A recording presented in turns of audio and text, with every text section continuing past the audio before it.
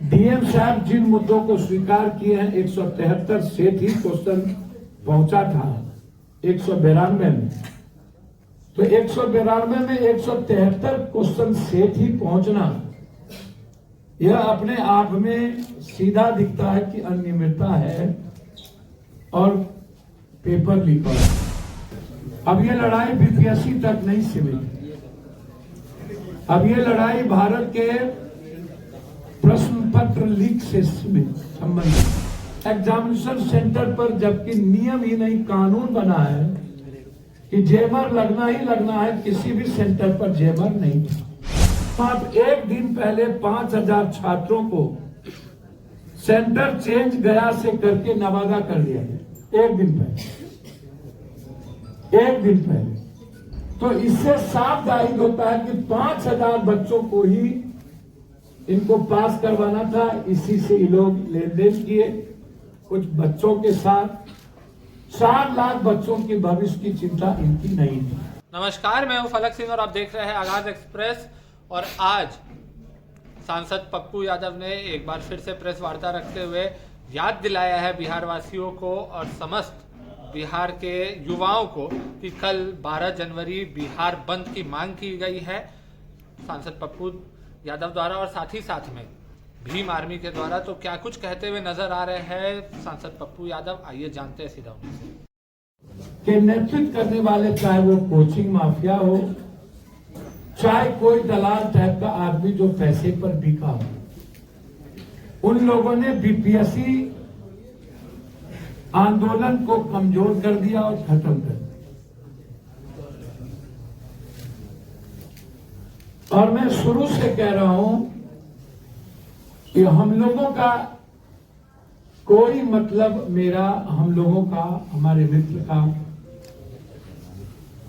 बच्चों के भविष्य से राजनीति का पहले भी हम लोग जब भी एक होके लड़े हैं तो उससे मदद का नियोजित शिक्षा यूपीएससी, बीपीएससी, एसएससी से राजनीति का कोई संबंध नहीं। बिहार बंद हम लोगों ने की, रेल चक्का जाम हुआ,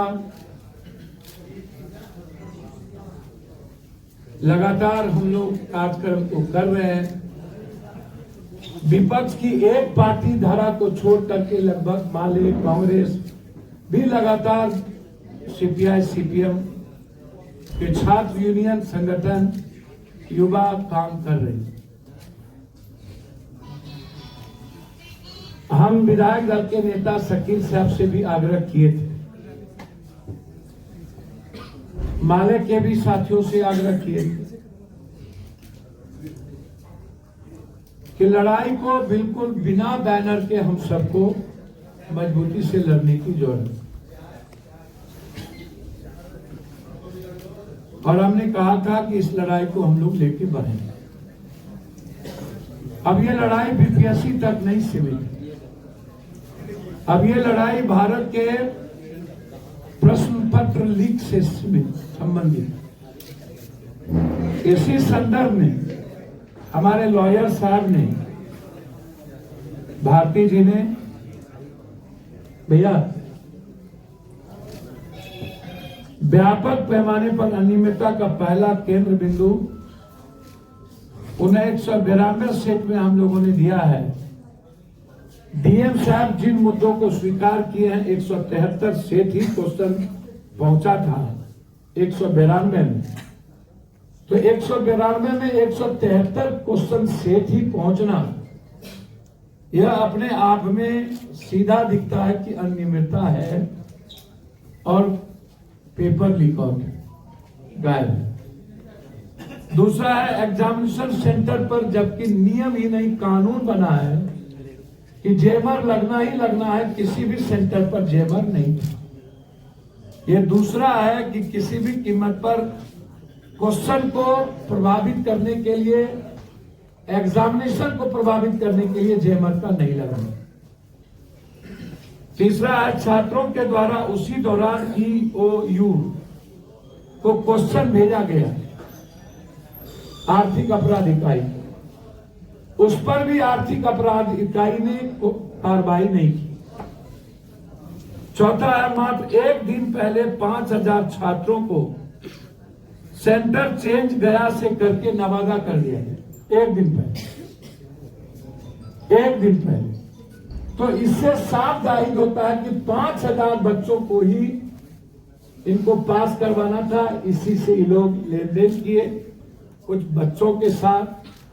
4 लाख बच्चों के भविष्य की चिंता इनकी नहीं थी।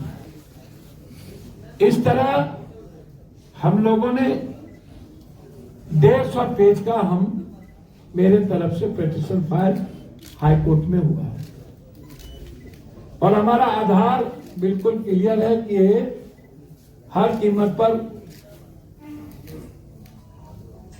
इसकी सुनवाई और बीपीएससी के एग्जाम का कैंसिलेशन। 2 हमने और लिया है। एक बच्चों पर जो छात्रों पर जो केस हुआ वो भी अलग से फाइल किया हमने। लाठीचार्ज गलत थी वो भी मैंने फाइल किया और शिक्षकों को बीपीएससी लीगल नोटिस भेज रहा है, डरा रहा है, हमने ये भी अलग से फाइल।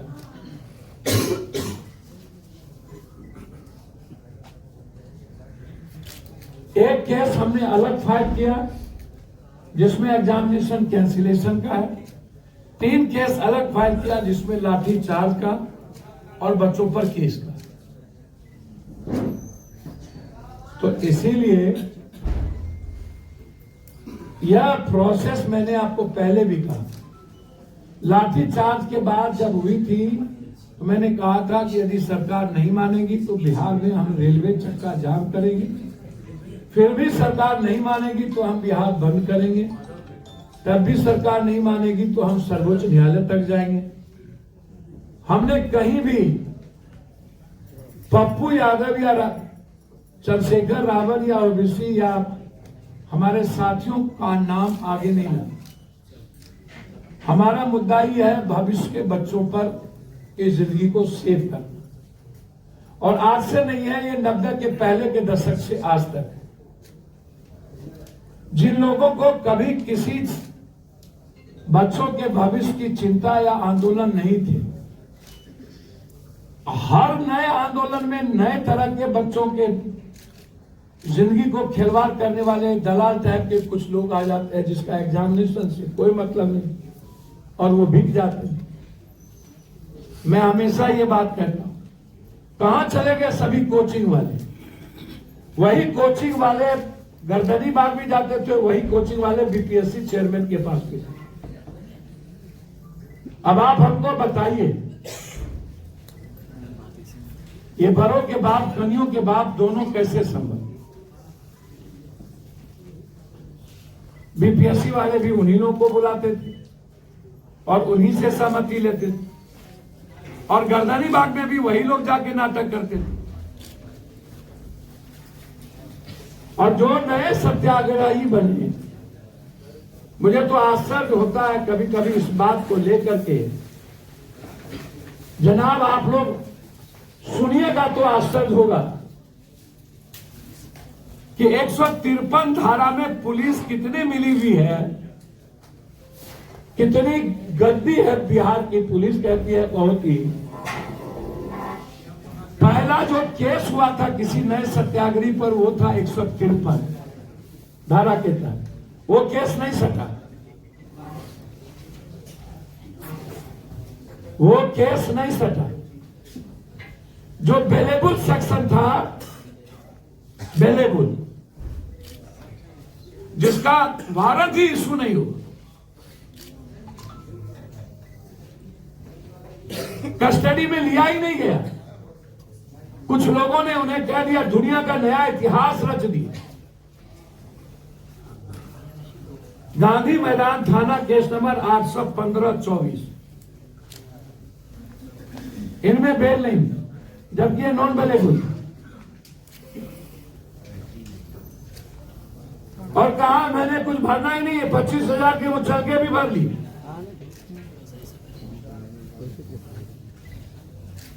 और सब कुछ ठीक, गाड़ी से भी हम अस्पताल जा सकते थे लेकिन एम्बुलेंस से चल दी। और कुछ सोशल मीडिया के लोगों ने तो बीपीएससी आंदोलन को खत्म ही कर दिया। टीवी चैनल के एंकरों ने बीपीएससी छात्र के मुद्दों को गौन ही कर दिया। वैनिटी बक्सा डब्बा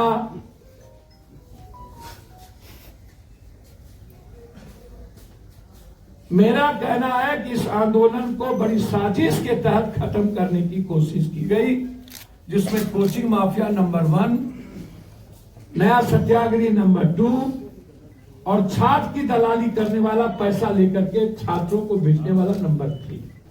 जैसा कि आपने देखा और सुना, साफ तौर पे उनका कहना है कि कल दुकानें सारी बंद रहने वाली है बिहार में और पूर्ण बंद की मांग की गई। और उनका ये भी साथ में कहना है कि जो समर्थन है, आम जनता का समर्थन उन्हें मिला है इस बंद को लेकर के, अभ्यर्थियों का समर्थन मिला है। पूर्णिया से उन्होंने राय मशवरा किया है, पूर्णिया की जनता से, जो कि पूरी तरीके से सांसद के समर्थन में है, सांसद का सहयोग में है। और साथ ही साथ में ये भी कहा गया है कि भीम आर्मी, AIM और पप्पू यादव साथ में बंद का ऐलान कर रहे हैं। अब ये देखना बाकी है तो कल क्या फिर से लाठियां बरसेगी, क्या वाटर कैनन उपयोग होगा, ये हम आपको बताते रहेंगे। तब तक के लिए जुड़े रहे हमारे साथ, देखते रहे आगाज एक्सप्रेस। धन्यवाद।